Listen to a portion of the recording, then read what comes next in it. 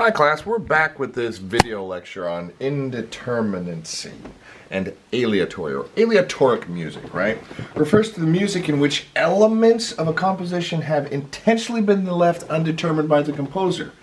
It could be the length, sometimes it could be the pitch, right? Most oftentimes it's timing, right? Although both terms are essentially 20th century additions to the vocabulary of music, the idea of chance in music is by no means new to the realities of music notation and performance. A famous 18th century example of indeterminacy may be found in J.S. Bach's Art of the Fugues, whose instrumentation is left unspecified by the composer. To a certain extent, the time-honored practice of jazz improvisation, especially as it pertains to the spontaneous music making of a soloist or a group of live performers, may be considered to involve an element of chance. Most definitely, I would say. However, the term is usually reserved for music in which the composer consciously gives up control over aspects of the work, composition, and or performance, right? The application of aleatory to music composition may manifest itself in one of two ways. Good thing to note here. The compositional process itself may be indeterminate in one way or another, right? So I know of a couple examples of where you would take rocks and throw them into the air, and the notes that they land on, that's what you use to compose the piece of music, right? That's a form of chance, right? The compositional process, right? Or two, the overall plan of the piece may be precisely notated with specific details left either to the performer or to chance, right? So, for example, I know of a piece of music, I'm blanking on the name right now, where part of the performance is turning on a radio to a random station and incorporating that into your live performance.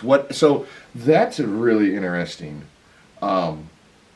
piece of music, in the sense that that piece of music will be different every single time. Very, very different throughout the ages it could be performed, and it'll be different every single time. Fascinating, right? The best known and perhaps the earliest advocate for aleatory as a valid approach to music composition and performance was the American John Cage, going back to prepared piano, right? In Music of Changes, 1951, for solo piano, sensing a theme here, Cage used procedures derived from Wenxing, the ancient book of changes, to determine the work's pitches, durations, dynamics, and so forth, which were notated in a conventional fixed score, right?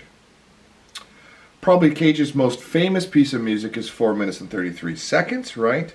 The first performance took place at Woodstock, New York on August 29th, 1952, and featured David Tudor, a pianist and longtime professional associate of Cage. Now, it's interesting, this piece of music is not written.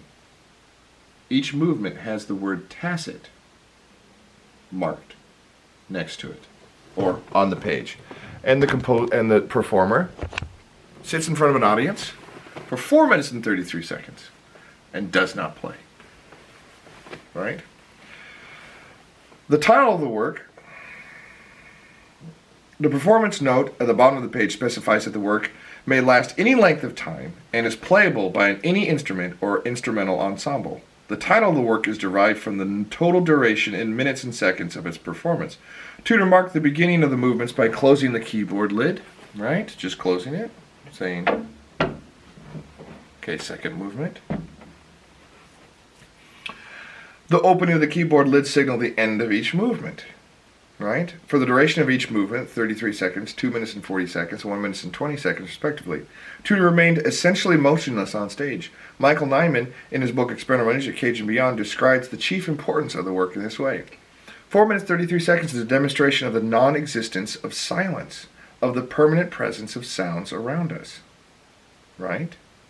There's constantly sound around us. Is there anything but true silence, unless you go to one of those noise-canceling rooms, right?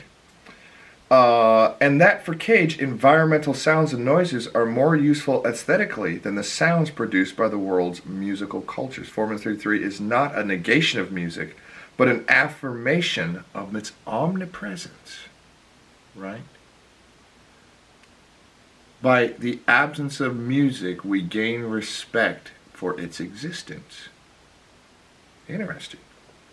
right? Okay. So you can go on and read more about indeterminacy in aleatoric music, and indeed there are some examples on Canvas that I've given you of aleatoric or chance music, right? Join me for the next video when we'll be discussing minimalism, right?